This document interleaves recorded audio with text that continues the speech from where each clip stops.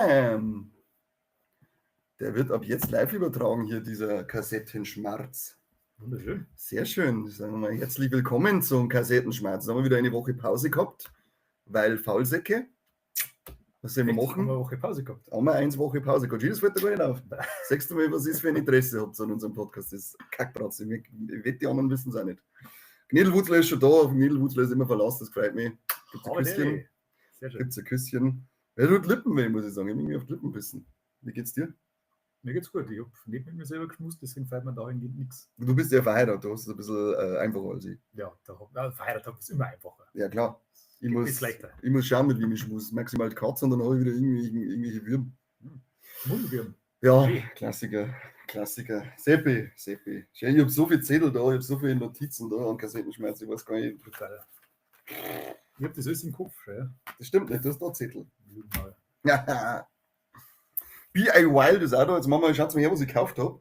Ein Bubble Tea namens Bopper Sun mit einem Son Goku vorne drauf. Kann mir irgendjemand sagen, was ein Bubble Tea ist? Ich hoffe, das ist jetzt nicht mit den Schweinskugeln da drinnen, an denen jemand da erstickt. Das war geil, aus der Dose mit so einem kleinen Ja. Loch und dann wenig Kugeln drin. Ich rein, noch ist sie. Oh, nein, ich glaube, Bubble Tea ist in dem Fall Sparkle, wenn sie das. Das ist so einfach, die Erklärung. Ich glaube schon. Instant Zuckerschock. Es hat nicht gesparkelt, also das ist auch klar. Pearl and Melon Flavor. Na, Pear, nicht Pearl. Pier. Hey, Pear. Nein, so ist nicht Pier. Doch. Nein, niemals. Sorry, sofort außer. Wenn es Pier heißt, dann höre ich sofort mit dem Podcast auf. Oh, bitte lass Pier heißen. Was geht? Was nicht gehört, weil du tot bist, gell? Nein. So, dass die anderen auch hören. Also, macht schon wieder das Falsche. Es heißt nicht Pier, sondern Pear. Ja. Aha. Tja, Das ist aber britisches Englisch. Ah, so, ja. Ägyptisches Englisch heißt Pier. Ägyptisches Englisch? Ja. Da weiß ich es nicht. Tja, dass du kein Mann von Welt bist. Nein, nicht unbedingt. Ich hasse alles hier außerhalb von Deutschland. Gee. Jetzt habe ich die ganze Zeit Angst, dass auf einmal irgend so eine Kugel kommt. Ja, aber was schmeckt es nicht? Ist das jetzt Das schmeckt, Eistee oder was ist also das? überwiegend schmeckt es nach Melone, da jetzt sagen. Birne schmeckt jetzt auch nicht raus, weil PR heißt übrigens Birne. Ja. Falls du es nicht gewusst hast, da habe ich auch nicht gewusst, wie man das ausspricht, so Vollidiot. Ja. Aber es ist nicht das Geld wert, was kostet, sondern ich glaube, das war irgendwas mit 3 Euro noch was. 3 Ja, ich habe ja noch eingedeckt mit One Piece und Naruto-Gummibärchen, da hat auch jetzt total 3,70 gekostet. Wo hast du denn das gekauft? Beim Edeka, Dreispach. Ja, leck mich am Arsch. Da habe ich gedacht, hey, schön, die haben eine japanische Abteilung, da kauft man ein. Übrigens, Leute, es wird heute auch wieder geunboxed. Ich darf angeblich ja, aber ich weiß noch nicht, Ich habe für den Seppi auch ein Set gekauft, von dem ich weiß, dass er ein riesiger Fan ist.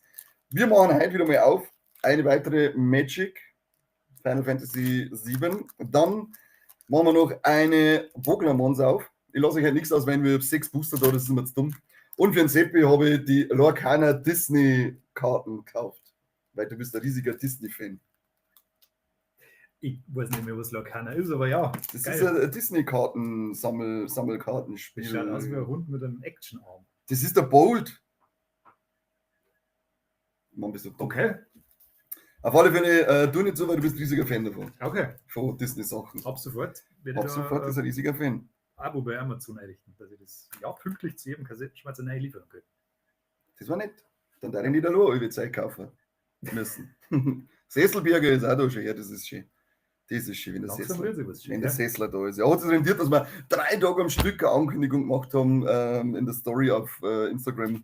Das hat sich so rendiert, dass jetzt genauso viel da sind wie sonst einmal. Unglaublich. Fangen wir mal an mit unseren Neuigkeiten. Es gab ja ein Pokémon, wie nennen sie es, die Dinger von die Showcases von Nintendo, Pokémon Direct, genau. Es ist angekündigt worden, dass das Stop-Motion-Event Pokémon Concierge weitergeht auf Netflix am 4.9. Pokémon Concierge? Yeah. Es ist absolut für Kleinkinder, aber es ist so angenehm zum Anschauen. Das ist das angenehmste Gefühl fürs Auge, was du jemals kriegen wirst. Da bin ich gespannt. Zudem ist aber auch noch der Stop-Motion-Film, der mit dem Macher von Wallace and Gromit entsteht. Dafür gibt es jetzt einen kleinen Teaser. Wie heißt denn die Art Man? Irgendwie so, ja. Und sie heißt, der Film wird heißen Misadventures of Surfist and Pichu. Und dieser Surfist, Fist, keine Ahnung, ist das Gala Porenta Lauchzalot, oder wie der Hurensohn heißt. Auch ein Stop-Motion-Film für 2027. Und schon die erste Beleidigung. Schön. Ja, das soll nicht so dumm heißen, der Spacko.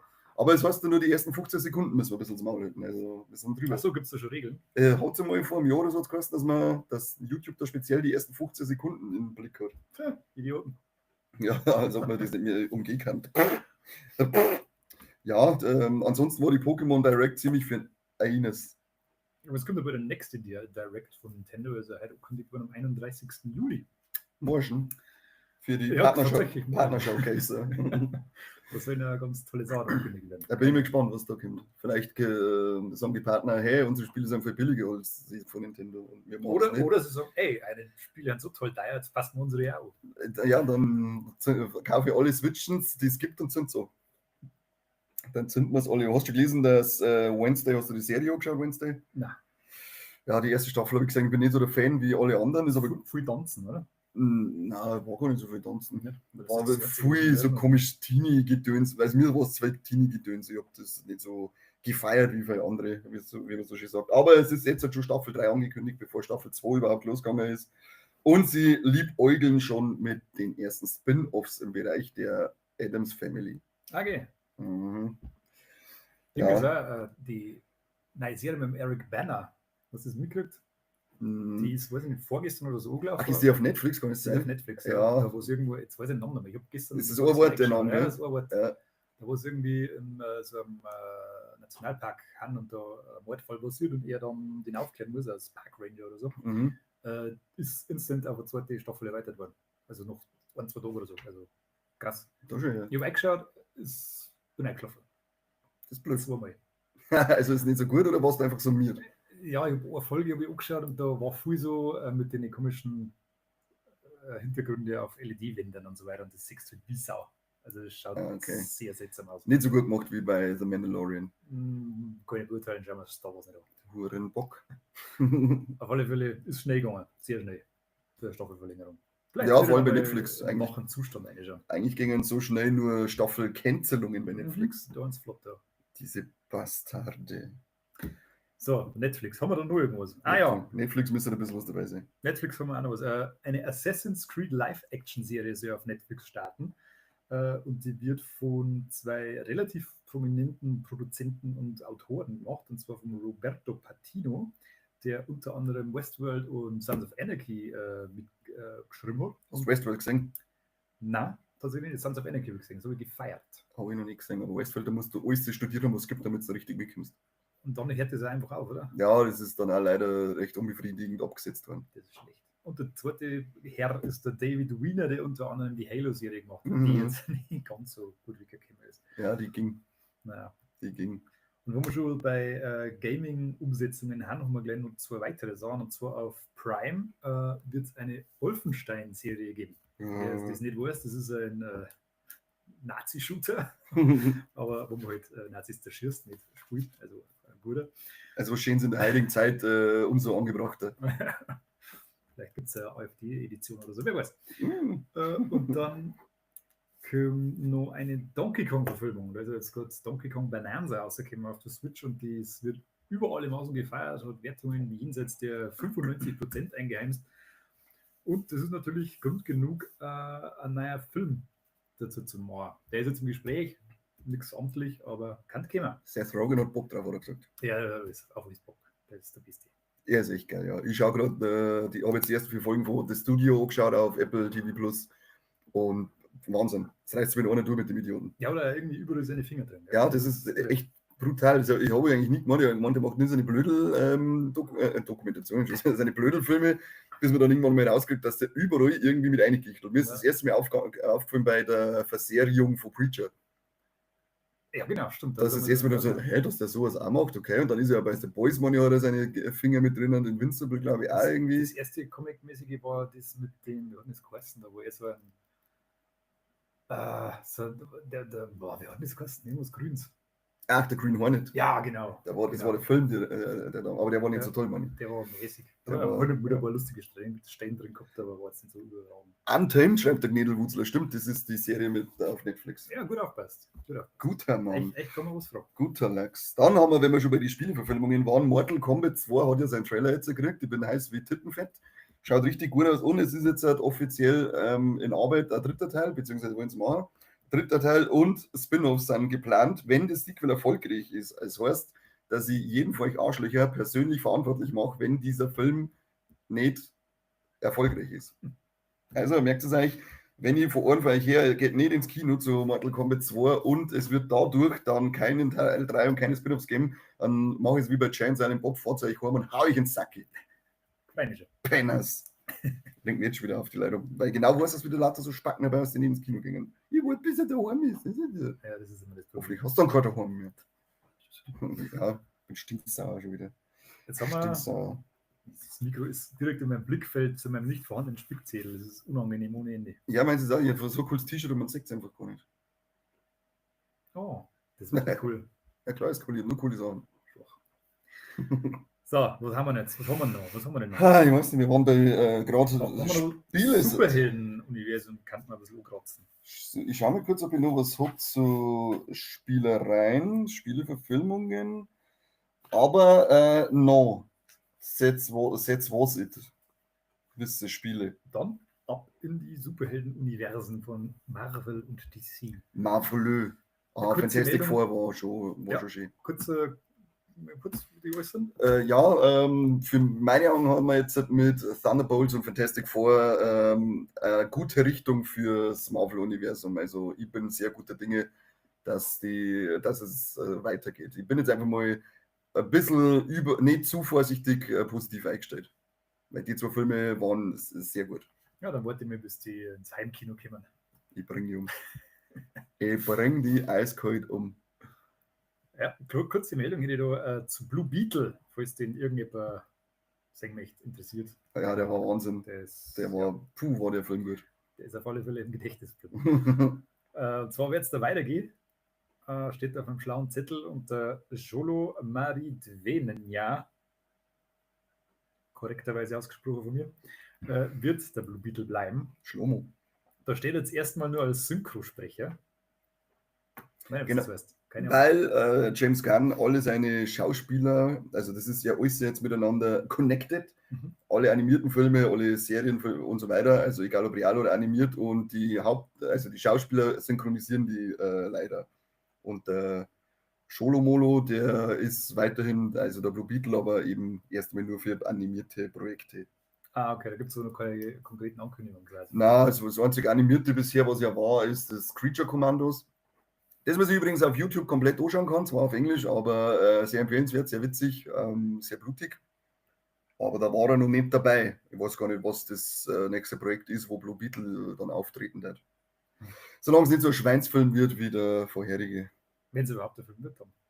Ja, also bisher ist kein Blue Beetle-Film angekündigt. Naja, ja, was du James Gunn erwähnt hast, der hat in einem Interview ein kleines Big-Event angekündigt, das wohl bei Peacemaker 2 angeteasert werden soll. Das ist, viele Leute haben sich ein bisschen beschwert, scheinbar bei Superman die Post-Credit-Scene nicht so geil waren. Bodenlose Frechheit. Die Mid-Credit-Scene so wie die Post-Credit-Scene. Genauso ist es aber bei Fantastic Four auch. Schaut euch nur die Mid-Credit-Scene und dann geht's heim, weil die Post-Credit-Scene, das ist auch gerade so ein Spaß, direkt den kein Mensch braucht. Der hat sich dann dazu geäußert und hat gemeint, dass er möchte nichts in die Post- und Mid-Credit-Scenes einballern, die er dann später nicht halten kann, weil das hat er seit der Zeit bei Marvel gelernt. Und da hat er gemeint, da möchte er nichts versprechen, was halt dann nicht umgesetzt wird, weil das ist hin und wieder mal passiert. Und seine erfolgreichsten Post-Credit-Scenes waren wohl die lustigen nichts aussagenden, und deswegen hat er das jetzt schon. Wie wird eine Post-Credit-Scene in Erfolg gemessen? Keine Ahnung. An Foreneinträgen wahrscheinlich im Marvel. Ja, was soll die Kacke? Ja, dann kündigt die halt. Der nächste Film ist ja, Supergirl ist ja, glaube ich, sogar schon abgetrat, wenn ich es richtig im Kopf habe. Dann mache ich halt eine Post-Credit-Scene mit Epstein Supergirl. Sie haben ja, wer Superman gesehen hat, es wird ja schon angeteased, dass Supergirl kommt, dann hätte ich mal von mir aus das als Post-Credit-Scene aufgekommen. Weißt? Also, aber das ist, da bleibst du da nur 10 Minuten sitzen für das, dass er und der Mr. Terrific vor einem Riss in der Wand stehen und blöd miteinander und irgendwas sagen und der eine geht dann und das soll lustig sein. Es war nämlich nicht mehr lustig in meinen Augen. Mit seinem Maul. Sie haben so riesen Budgets, dass riesige Connected Universen zusammenbasteln, aber dann haben sie nicht die Weitsicht, dass was in der Credit-Scene einbauen, was dann tatsächlich umgesetzt wird. Wird das dann alle 2 Monate wieder überworfen, diese tollen Pläne? Oder vielleicht sind sie jetzt nur ein bisschen vorsichtig unterwegs, da ja alle letzten DC-Filme alle gefloppt sind. Und ich glaube schon, dass die jetzt erst einmal mit dem ersten Film nur ein wenig, oder mit den ersten Filmen mehr vielleicht noch ein bisschen vorsichtig unterwegs sind, weil halt immer nur so der fade Beigeschmack von dem kaputt gemachten Snyderverse dabei ist, dass da gar nicht so viel Erfolg vielleicht dabei rumspringt. Der Superman, glaube ich, ist zwar jetzt schon. Der ist erfolgreich, was ich gelesen habe. Aber nicht. Der ist jetzt schon, der schwingt jetzt schon rüber in Gewinn auf alle Fälle. Ja, er wird schon wieder so viel Wokeness vorgeworfen. Zu Recht. Weil er Anti-Krieg ist. Oh. Das ist fast so woke wie God of War. Ja, wenn wir bei DC sind, wie gesagt, der Supergirl-Film ist ja der nächste. Den kurzen Geschmack, den man vom Supergirl kriegt im Superman, der macht Bock auf mehr. Ich mag sie hat ja die Wirtskosten aus House of the Dragon, die junge Targaryen, die dann ihren Onkel vergenusswurzelt. Lilupan, Habederi, Servus. Ja, das ist eh wurscht, aber die ist auf alle Fälle Supergirl und die sagt man kurz in Superman und sie macht schon einen sehr coolen Eindruck, so wie sie die Rolle spielt, vor allem die Idee, dass sie im Weltall rumfliegt und fliegt auf in Sonnensystemen, die keine rote Sonne haben oder die eine rote Sonne haben, weil von der gelben Sonne zirkt der Superman seine Energie und sie fliegt absichtlich dahin, wo es keine gelbe Sonne gibt, damit sie zusaufen kann.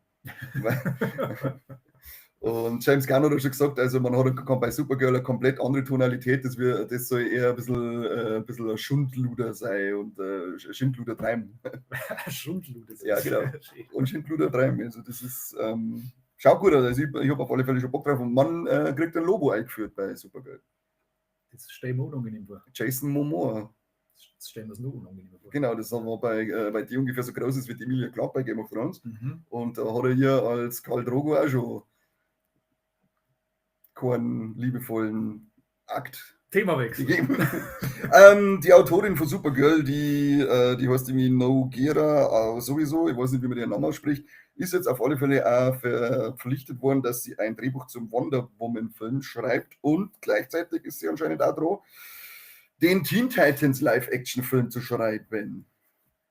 Schauen wir mal, was Supergirl macht, ob das eine gute Idee ist, dass die Frau auch gleich noch 2 weitere Filme schreiben darf. Ja. Bin gespannt. Was du noch Superheld? Ich schau gerade. Seit der Judge Dredd als Superheld. Das ist der ultimative Superheld. Dann haben wir noch einen. Taika Waititi macht einen neuen Judge Dredd-Film. Und ich werde dem jetzt schon einen Dropkick in Mong eingeben, weil es heißt, dass es keine Fortsetzung wird zum Karl Urban-Film, sondern er richtet sich da jetzt eher nach die Comics und ich denke mal, halt doch dein Maul. Eine einzige lachende Ziege, wenn ich sehe in dem Film. Dann rennen jede Leinwand wieder. Unglaublich, da flippe ich komplett aus. Und wie gesagt, dann hol ich wenigstens Karl Urban wieder eine. Das war der beste Judge Dredd, den es überhaupt jemals gegeben hat.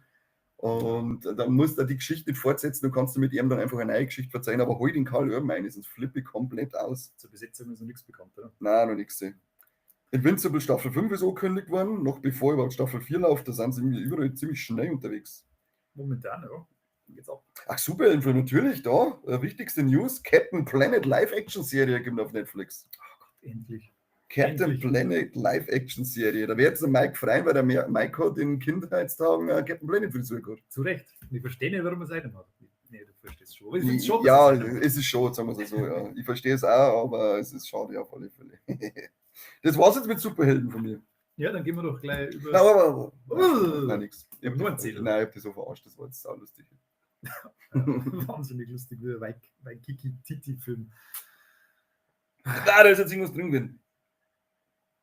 Das hat mir eklig geschmeckt. Das ist, als dass ein Milch drin auf jemand Breckerl. Ich habe alles drüber geschüttet. Schön. Da war das jetzt so ein Bobbel gekommen. Soll ich mal ein Glas holen? Schau mal rein. Machen wir eine Live-Operation für die Dosen. Ja, hol ein Glas. Das machen wir jetzt nicht. Gibt nichts Unangenehmeres, als auf einmal Breckerl irgendwo in einem Getränk zu machen, wo keine Seife hätten. Unerwartet, ganz gut. Let's have a look.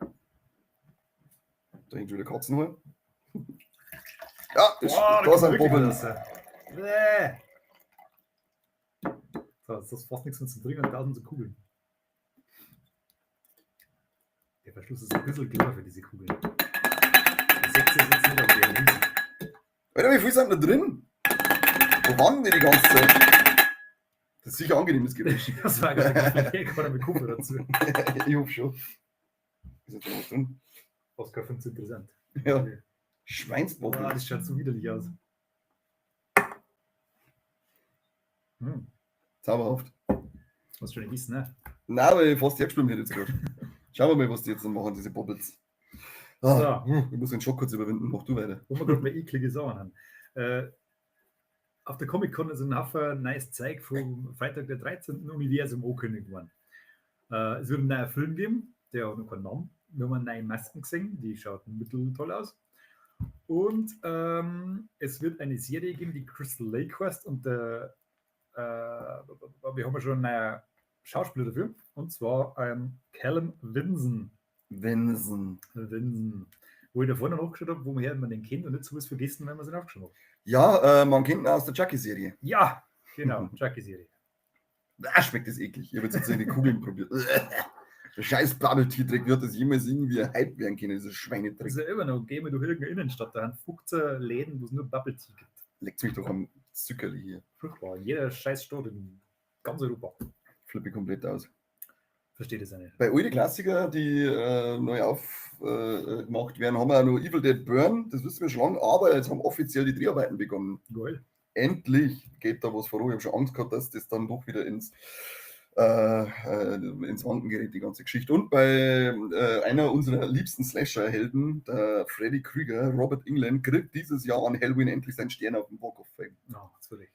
Das hat jetzt so lange gedauert, weil jetzt hat er, glaube ich, letztes Jahr erst der Carpenter angekriegt und jetzt der Robert Englund. Was ist los mit euch? Das sind Ikonen, diese Leute. Ich habe letztes Mal gehört, wie man so einen kriegt. Und zwar wird der nicht irgendwie verteilt, weil du besondere Verdienste gemacht hast, sondern du musst dich da bewerben.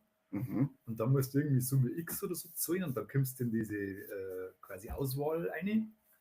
Okay. Und dann kann das irgendwie 5 Uhr dauern oder sowas und dann kriegst du den irgendwann. Also das ist gar nicht so spektakulär. Und dann muss ich auch noch was zahlen, wie was soll denn der Scheiß? Ja, das kann sich quasi jeder umwenden. Dann musst du nur irgendwie, es gibt gewisse Richtlinien, dass du so und die Erfolge in deiner Karriere irgendwie vorweisen kannst. Okay.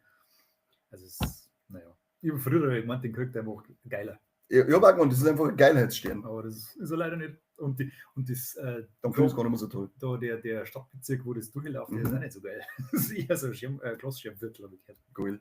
Also, naja, es ist weniger spektakulär, wenn man sich das mal vorstellt. Was soll es machen? Lil Pano hat gerade geschrieben, das schaut aus wie bei American Pie. Ich glaube, der meint eine Kugel, aber ich weiß nicht, was bei American Pie so ausgeschaut hat. Ich weiß es auch nicht mehr. Magst du mir probieren? Ich finde, dass eher so ausschaut wie verrückt nach Mary, wenn er sie jetzt im Hosensteuer zieht. Magst du mir probieren? Ich weiß nicht, wenn ich da jetzt drin, dann kann da keine Kugel gehen, oder? Ja, die gehen wir schon. Bei den Klassiker, wenn wir sagen, dann ist auch noch zu erwähnen, dass Return of the Living Dead mit 2 neuen Filmen zurückkehren soll. Und das war ja obergeil, weil Return of the Living Dead war grandios geile Zombie-Filme. Das käme nicht und das Gesicht schmeckt widerlich. Du schmeckst widerlich. Ja. So. Ein bisschen heiser. Ja. Hat das Schmerzen. So, jetzt habe ich nur eine Neuigkeit. Eins Neuigkeit und findige Schauer haben es bestimmt schon herausgefunden, dass die neue South Park Staffel auf Paramount Plus drin ist. Die erste Folge einen gewissen Präsidenten aus einem gewissen Land darstellt. Ein gewisses Orangen. Ich habe mir die auch schon angeschaut. Ich fand es lustig, aber gar nicht so spektakulär, wie man es vorgestellt hat. Ja, das spektakulärste ist wahrscheinlich, dass ihr jetzt einen Satan bummst und dass man seinen Zipfel halt über unzensiert sagt. Aber das hätte jetzt, also wenn nicht so ein riesengroßer Medienaufschrei gewesen wäre, das Weiße Haus auch noch wurde gewesen wäre, hätte das einfach nickend und lächelnd zur Kenntnis genommen, aber das hätten wir jetzt nicht weiterhin aufgewühlt. Ja, das ist der einzige Grund, weil sie eher so aufführt, der Orange Juice Man. Es war wieder viel Wind um wenig, aber ich glaube, das war gut so geplant für den Macher. Folge 2 soll er noch mehr einen Trump draufschießen. Ah ja, cool. Dann soll ich vielleicht mal probieren, aber doch nicht. Ja, brauchst, weil ja Dexter Resurrection einläuft. Brauchst du, das soll sehr gut sein. Soll wieder Dexter-Feeling der ersten Staffeln wecken. Ich werde mal wieder in einer Zeit leben, wo ich einfach nur ein Abo abschließen muss und dann alles sehe, was ich möchte. Tja, die Zeiten sind vorbei. Tja, zur eigentlichen News. Das Weiße Haus hat ja davon gesprochen, dass South Park seit 20 Jahren nicht mehr relevant ist. Das sagt Paramount aber scheinbar anders, denn sie haben die Macher von South Park, Trey Parker oder Matt Stone, 1,5 Milliarden US-Dollar für 5 weitere Staffeln ausbezahlt. Das ist immer eine saftige Gage. Am Anfang waren glaube ich irgendwie sogar 3 Milliarden im Gespräch, bei den ersten, wo die ersten Gerüchte aufgekommen sind zu den Verhandlungen. Aber 1,5 Milliarden, das ist schon... Das ist völlig irre. Geil. Völlig irre. Zu Recht. Da wurde... Zu Recht. Das ist aber American Pie 2 oder 3 oder so, oder? Ich weiß nicht mehr. Schmarrn in der Party unten. Jetzt. Mit Benedikten in Getränke. So. Steht im Chat. Lest es noch. Aber immer die scheiß Haut von denen. Gibt es einen Nodel, das ist ein Zusammenstich. So, ich bin durch. Cancelungen machen wir mal kurz. Resident Alien nach 4 Staffeln gecancelt. Soll eine sehr witzige Serie sein, aber nicht eine Folge gesehen. Und auch die Walking Dead Daryl Dixon Spin-off-Serie wird nach 4 Staffeln enden. Aber wie hast du der Daryl Dixon spielt? Ja.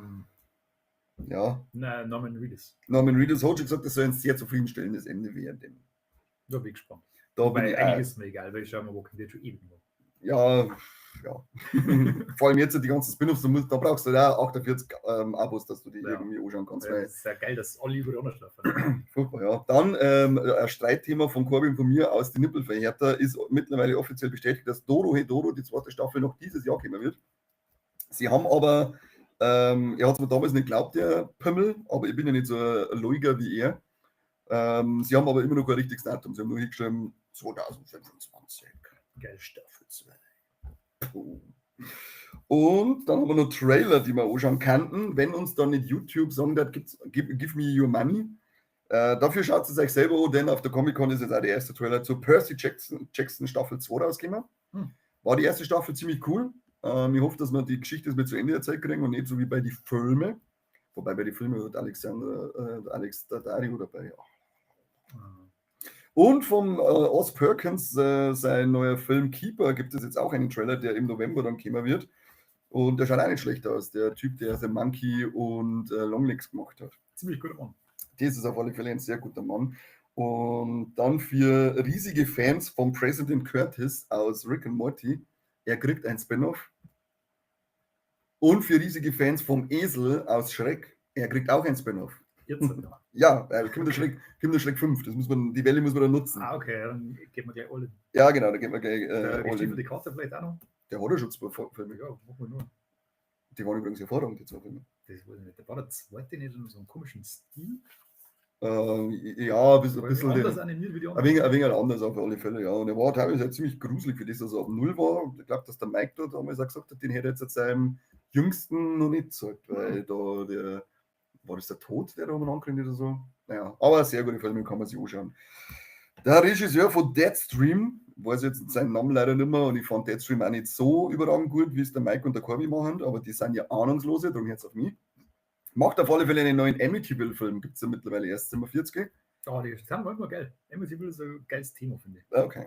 Dann freuen wir uns mal drauf. Zumindest sind schon mal hochnamige Produzenten mit dabei. Das sind nämlich die Barbarian und Hard Eyes Produzenten, die dahinter stecken. Und mit Barbarian haben wir auch einen barbarisch guten Film.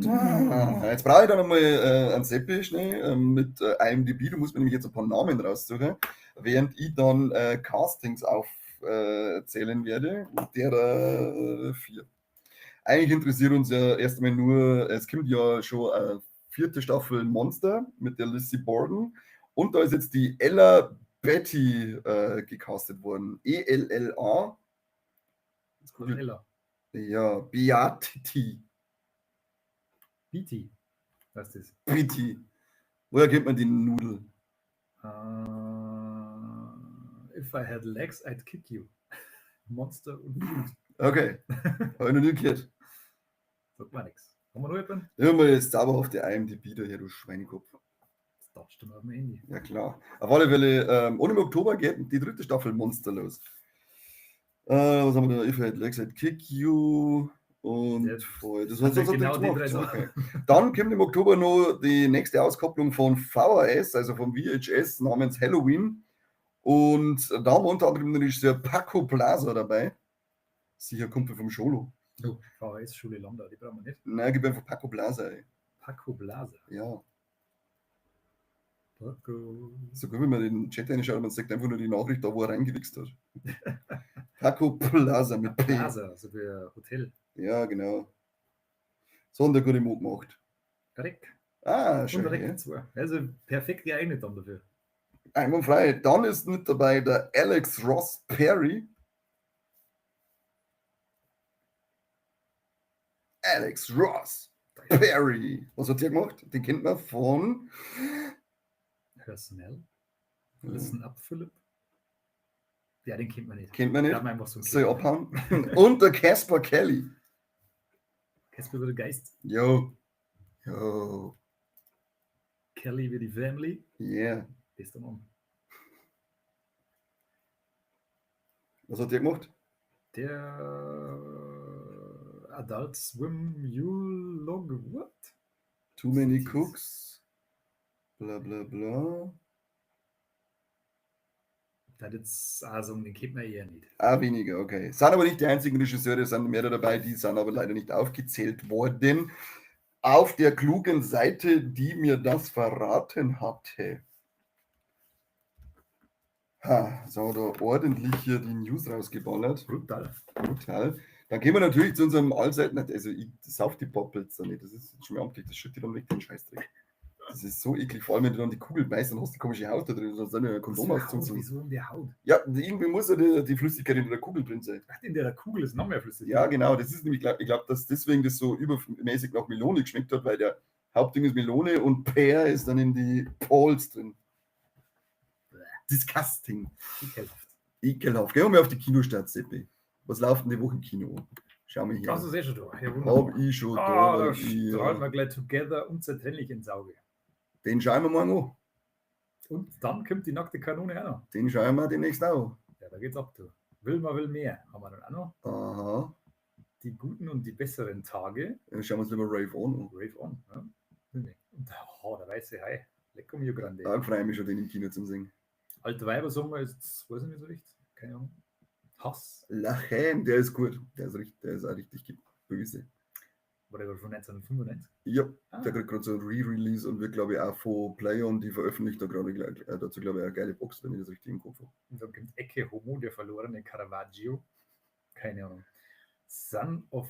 Ja, jetzt gehen wieder die Schweinsfilme, die interessieren keine Sau, Krokodile. Ja, was ist denn jetzt aufgeschossen? Ich flippe komplett aus. Das mit dem Scrollen, das müssen wir noch üben. Die scroll ich gleich, du Schwein. Da. Ja, da Tag 2, interessiert doch auch keinen. Krokodilen sind nicht weg mit dem Scheiß. Weg. Interessiert keine Sau. Together gehört angeschaut, Männer. Jetzt geht's ins Kino. Auf alle Fälle. Der kann gut sein. Ich glaube auch. Filmstarts hat ihm 4 von 5 gegeben. Echt? Filmstarts hat aber eine sehr durchwachsene Statistik, was Bewertungen Das stimmt, ja. Warum haben wir jetzt da keine. Ich wollte euch jetzt eigentlich die Streaming-Charts noch verzeihen, aber irgendwie werden die nicht eingeblendet. Warum? Was machen Sachen, Computer? So. Haben wir wieder irgendein Plugin jetzt. Ja, da warten wir schon wieder beim Untamed. Das ist ein Wahnsinn. Der ist ein Hundling, der Untamed. Das sind jetzt die Charts vom 18. Juli bis zum 24. Juli. Wir haben auf Platz 10 Star Trek Strange New Worlds, die 3. Staffel. Da glaube ich, haben sie jetzt auch sogar irgendeine Zombie-Folge dabei, wo sie auf irgendeinem Planeten sind. Irgendwie schaut die mittlerweile, interessiert mich die Serie immer mehr, was sie da anzeigt. Hast du schon mal Star Trek angeschaut? Die Filme habe ich früher alle gesehen. Und ich schaue gerade nebenbei auf Netflix, ist die Zeichentrickserie aus die, was weiß ich, waren drinnen. Die sind 26 Folgen oder so, das schauen wir auch gerade, das ist eigentlich ganz witzig. Also ich bin schon so Scheiße, das Kinder mal gerne geschaut, aber ja. Dann haben wir gedacht, jetzt mag ich nicht mehr. Ja, eigentlich nicht, ja, eigentlich nicht. Aber vielleicht schauen wir es jetzt doch noch. Platz 9, Building the Band auf Netflix, die erste Staffel, das Platz 8. Reality-Doku-Ding, oder? Keine Ahnung, sagt man gar nichts, genauso wenig wie Platz 8, Stick auf Apple TV Plus, die erste Staffel. Platz 7, The Waterfront, sagt man auch nichts, erste Staffel auf Netflix. Jetzt etwas für einen Corby, Love Island USA ist auf Platz 6, die Staffel 7. Das morgen. The Summer Turned Pretty, I Turned Pretty, so als 3. Staffel schon. Noch nie was gehört davon, auf Prime Video. Platz 4, Ballard. Auf Platz 4 ist Ballard auf Prime Video, die erste Staffel. Und dann haben wir auf Platz 3 The Hunting Wives auf Netflix. Staffel 1, Platz 2 ist Amy Bradley is Missing. Ist das eine Doku oder eine normale Serie? Man weiß es nicht. Eine Staffel, Netflix und die heute schon erwähnte Untamed auf Netflix mit 3,6 Milliarden, lecker 3,6 Unfassbar Milliarden krass ist. Minuten. Wenn man den zweiten Platz Der zweite Platz hat auf die Woche 866 Millionen Minuten ungefähr gehabt und die haben 3,6 Milliarden. Sind auf die Serie alles aus. Ich verstehe das überhaupt nicht. Ja, nicht. Das wird eigentlich überhaupt nichts Besonderes so. Muss man mal reinlunzen. Das hilft nicht. Das hilft nicht. Dann kommen wir jetzt zu unserem allseits beliebten Unboxing. Ich fange an, weil du hast noch eins. Ja, Du Pimmel. bitte fang an. Mit Pokémons. Bitte fang an. Das wird super. Jetzt pass auf, jetzt haben wir Godpack haben wir jetzt. Das sind jetzt lauter mindestens 1000 Euro wertvolle Karten drin. Ja, selbst wenn es so weiter, haben wir es mir nicht wissen, ne? Aber ich warte, ich kündige es zwar schon seit Wochen an, aber es wird bald in naher Zukunft passieren, dass ich mich hinsetze und mich schlau mache. Und meine Karten einmal durchschaut, die ich da bis jetzt geunboxed habe.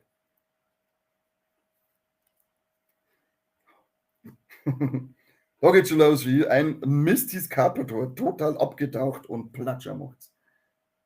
Ich verstehe das nicht, dass es bei uns keine Wrestling-Karten mehr gibt.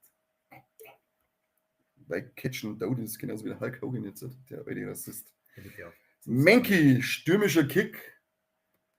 Fast wie ich, gerade mache ich immer einen stürmischen Fick. Du musst immer einen schlechten Witz dazu machen. Aha, natürlich. Da haben wir jetzt ein Team Rockets Voltilam und es macht eine Besorgung, genauso wie es ich immer mache, wenn ich eine Frau sehe. Gibt es eine Besorgung? Geht das jetzt 35 Das geht jetzt so die ganze Zeit so durch und es macht einen Mini-Blitz. Hm. Team Rockets Tarundel macht einen Bodycheck. Den mache ich auch bei jeder Frau, bevor sie in mein Bett kommt. Verstehst du, aber ich check's halt ab, was schon. Also, ausgeblendet werden. ich check's nicht so wie im Wrestling, sondern ich check's ab, ob der Body passt. Mhm. Ich erklär's dir gerade, dass du Ich kommst. verstehe schon. Ja, aber ist der Ich Erklärung. nur zurück mit meiner Euphorie. Ah, okay, passt. Meditalis, harmonische Metallhand. Was? Nix? Nein, du bist einmal nicht. Okay. Mano. Team Rockets Wachturm, der interessiert keine Sau. Scheimin, Blumenschleier und ein Schmetterkick. Ihr wisst, was das bedeutet. Schmetter. Ich bin letzte Woche 40 geworden. Tja. Das heißt nicht, dass wir nicht über Blödsinn machen dürfen. Irgendwas stimmt da nicht. Knilz. Und jetzt wird geschillert hier. Roll-Tackle. Da steht Schiller. Alter, die kriegt so für die Karten. Da ist aber der Augen weg. Dann haben wir MC's Hype, eine Unterstützerkarte, auch in Schiller. Was sage ich jetzt, warum Schiller? Die Schweinskarten. Oh, da steht Team Rockets X-Bad EX-Karte. Meuchelrückkehr und bissiger Rausch. Kannst du eigentlich die Regeln von dem Spiel? Natürlich. Erklär mir. Das wird den Rahmen der Folge springen. Ah. Und Basisenergie. So. Sie? Ja, jetzt darfst du deine Lorcaner Disney-Karten unboxen. Also ich bin mit dem da gesegnet worden. Was zur Hölle auch immer das ist. Wahrscheinlich wirst du zu reich werden. Wenn irgendjemand für Lorcaner-Karten Geld zahlt, dann ja. Könnte man da rein. Ey, das ist saublöd, du. Das ist schwierig. Ja, ich weiß, ich stelle mir jetzt sogar auch wieder. Das ist wirklich schwer. Floingherren. Gott, die mir reinbeißen schon. Wie sollen diese Kinder aufkriegen, wenn sie nicht mir aufkriegen? Wo ist denn da die Einrissstelle? Du her! Ja, die Einschlag wie ein Flacke. Musstest du herum ein bisschen aufwetzen. Okay, ist ein echt schwierig. Das sind offensichtlich Pro-Karten. Ja, die sind nicht für jedermann. Machen wir es da? Ich habe keine Fingernägel, kriegst du die? Müssen wir das da auseinanderwurzeln. Wow, jetzt hat keine erwachsene Männer da und können kein Backerl für Kinderkartenspiele aufmachen. Was sagt das über die Du Karten? probierst es dabei als weiter aus und ich mache dabei mit Magic weiter. Da muss ich auch mal schauen, ob die was wert sind. Kennt ihr ja kein aus bisher. Wer es erst auch hat. Können wir vor wie beim Weihnachtsbasteln damals. Da warst du auch so unfähig, gell? Aha. Was machen wir da eigentlich dieses Jahr? Ist ja schon wieder bald. Stimmt. Müssen wir auf alle Fälle, brauchen wir wieder Halloween. Und es könnt uns ja vielleicht einmal Vorschläge oder so schicken, was wir dieses Jahr an Weihnachten machen kann. Ich war immer nur dafür, dass wir endlich mal Backstube öffnen und Plätzchen machen. Haben wir den schon gebacken? Haben wir das schon gebacken? Nein, das war gerade der Fertigscheiß. Das ist richtig backen. Richtig backen, so mit selber Tor rühren und so weiter. Also, Ich habe es auf alle Fälle das erste geschafft. okay. Ich war jetzt auch offen, genau. Lorcaner, kann man nicht mit den Nammwerkerkarten machen. Das erste schaut aus, als wäre es. Das ist doch Susi und Strolch. Susi und Strolch. Okay, das ist eine Susi- und Strolchkarten, da wo hinten eine Geschichte draufsteht. Ich glaube, das ist einfach nur eine Sammelkarte. Ich glaube, sie haben es nämlich bei Final Fantasy drin. So, dann haben wir Edgar Balthasar, einen ehrgeizigen Butler. Muss ich ja sonst irgendwas erwähnen? Das ist der von Aristocats, kann das sein? Keine Ahnung. Aha, jetzt verstehe ich das. Das sind einfach verschiedene Disney-Karten. Ja, was meinst du, dass da immer die gleiche drin ist? Ich meine, das ist von dem Ding da. Na egal. Der Roger Radcliffe, Hundeliebhaber von 101 Dalmatiner. Oh, cute. Die Drizella, die verschwundene Stiefschwester. Von Cinderella dann, oder? Das ist für Cinderella, ja. Der Bucky, der nussige Schlingel. Der nussige Schlingel. Die Karten haben übrigens so windig, das kannst du dir gar nicht vorstellen. Das ist wie das Zeitungspapier. Die Toulouse, künstlerisches Kätzchen. Woher ist die? Das war Aristocats. Das steht aber gar nicht dabei, gell? Aber ist das ein Kätzchen? Ist aber schon ein Mann da gewesen. Keine Ahnung. Steht da nirgends die Kassetten drin? Ui, geil, der Jafar von Aladdin. Bester Mann. Aladdin, bester Film. Da hat mir sogar die Realverfilmung sehr gut gefallen. Echt, mit Smithville. Ja. Da war er noch nicht völlig drüber, wie das jetzt gerade ist. Zeichentrickfilme habe ich alle auf DVD. Jetzt mal wieder anschauen. Ich hab's auf Blu-ray sogar. Schneewittchen, die schönste im Land. Da schon her. Die muss viel wert sein. Ja, die ist sicher viel wert aufgearbeitet. Allein wegen dem jetzigen Film ist das in die Höhe geschossen. Dann der intellektuelle Intrigant Yokai. Yokai. Das schaut nicht aus, als wäre das ein Disney-Film. Yokai ist, glaube ich, Geist auf Japanisch, oder? Der Yokai. Das schaut ja japanisch aus. Der ist von Baymax, glaube ich, wenn ich das da schaue mit den Beuteln. Okay. Dann die eitle Magierin Mutter Gothel. Keine Ahnung. Haben wir noch Zuschauer eigentlich? Ja. Das ist von Ding, Rapunzel völlig verfilmt. Dann haben wir eine Aktionskarte, die Krone wiederherstellen. Auf das wollten unsere Zuschauer immer, die kompletten Kassettenschmerz, wollen die Karten-Unboxing singen, wollen singen, wie reich das wir werden. Okay, cool. Dann haben wir einen Donald Duck, den liebhaften Piraten. Geil, Donald Duck, beste. Und jetzt haben wir noch was glitzert. Die Maurice-Maschine. Amorisa. Glitzer. Und sogar die Glitzerkarte ist windig wie Scheiße. Ja, warum sind da wohl mehr Material drin zu sein? Voll Idiot. Ich schaue jetzt, dass ich mir ein paar Catcher-Karten aus den USA importiere. Ja, das verzeihst du jetzt mal und nie hast Catcher-Karten. Ja, weiß. Aber muss ich die fahren und muss dir deine Disney-Karten kaufen? Ja, fahr mal wohin, wo es Catcher-Karten gibt. Ja, hat es ja keine gegeben. Die Leute will das sehen. So, Magic the Gathering. Schatzkarte, Spielstein-Artefakt. Also, ist jetzt mit Final Fantasy. Die ist sogar verkehrt drin gewesen. Das ist hier was wert, wenn es verkehrt drin war. Moment, also wann machst du Magic the Gathering Karten auf? Nur weil letztes Mal schon das erste Ding und weil es Final Fantasy 7 ist. Die habe ich das letzte Mal wieder einkaufen wollte fürs Unboxen mit Pokémons. Habe ich die gesehen und dachte, die nehmen jetzt mal mit, dass man ein bisschen Abwechslung einerkennt. Magic-Karten sind doch sogar wirklich cool, oder? Geiderkatze. Ja, da käme ich nicht raus. Stab des Schwarzmagiers. Piu, piu. Du kennst über Pokémon-Karten nicht. Fälle, kennen alle. Prisches Wanderschaft. Prisches. Das schaut irgendwie so, warum kenne ich den nicht? Das ist einmal eine Verpackung für Final Fantasy. Wahrscheinlich, ja. Gyrokopterturm. Piu, piu, piu. Schwert der Kriegerin. Steht da irgendwas dabei, woher das ist? Also, die scheißen mich doch. Das hat nichts mit Final Fantasy zu tun. Zumindest mit Final Fantasy 7. Er jetzt schon mal der Vincent's Limit. Vincent, der ist von Final Fantasy 7, den kennt man. Das andere ist Beschiss. Fertignudeln, das ist auch Final Fantasy 7, weil die Person, die isst, kennt man ja. Zumindest anhand dieses Kennwarts. Ultros, unliebsamer Oktopus. Immer wenn eine. Die verarschen mich komplett. Das ist schon mal amtlich. Sidan, Tantalus-Dieb. Legendäre Kreatur. Er schaut auf alle Fälle aus wie einer aus Final Fantasy, aber er ist einer aus Final Fantasy Sim. Ich hab gemeint, das ist nur Final Fantasy Sim. Wenn es jetzt alles von Final Fantasy ist, dann reg ich mich auf. Tifas Limit. Da steht aber nichts für Final Fantasy Sim auf der Packung. Ja, aber er ist von Final Fantasy Sim. Aha. Und als ich die Werbung gesehen habe, hat es kosten Final Fantasy Sim und Tifa ist auch von Final Fantasy Sim. Imperator von Palamekia. Man kann sich einfach mal einlesen in das Thema und sagen, hey, ist das nur Final Fantasy oder ist das gemischt mit den anderen? Aber wer liest denn schon irgendwas? Edgar, König von Figaro. Geiler. Ja. Yeah. Jetzt wird hier wieder ein bisschen geglitzert. Jetzt kommt nämlich die Ladenbesitzerin. Und das ist der Glitzer.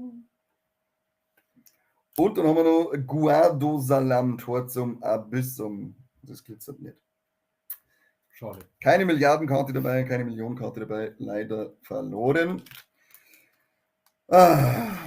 Scher vor 3/4 Stunde wieder overkauft, diese ganze Sache hier. Und wirklich viel Infos. Also, ihr habt jetzt viel zum Verarbeiten. Und jetzt sitzt euch erstmal hin, legt euch hin, lasst es erst bis sacken, was wir mir jetzt alles verzeiht haben. Und dann, was ist denn heute? Mittwoch. Neue Folge ist gestern schon rausgekommen, stimmt, die neue Alex, kennt euch hören. Freitag ist noch Sneak des guten Geschmacks. Was haben wir da? Darf ich nicht sagen, ist ein Sneak. Aber kennt's, Sneak des guten Geschmacks, wir sind in Vilsbiburg vertreten und freuen uns, wenn es kommt und unsere Popcorn zahlt. Ansonsten hören wir uns nächste Woche zum Kassettenschmerz und zu einer neuen Folge, weil der Seppi und ich nehmen jetzt noch was auf, nämlich zu Happy Gilmore 2. Bin gespannt, was da rauskommt. Seid gespannt, genau. Wir sind gespannt, seid ihr gespannt. Und dann sagen wir vielen Dank fürs Zuhören. Und vielen Dank, dass ihr süß seid. Und wie Potato You. Oh ja. Potato. Bis bald. Servus.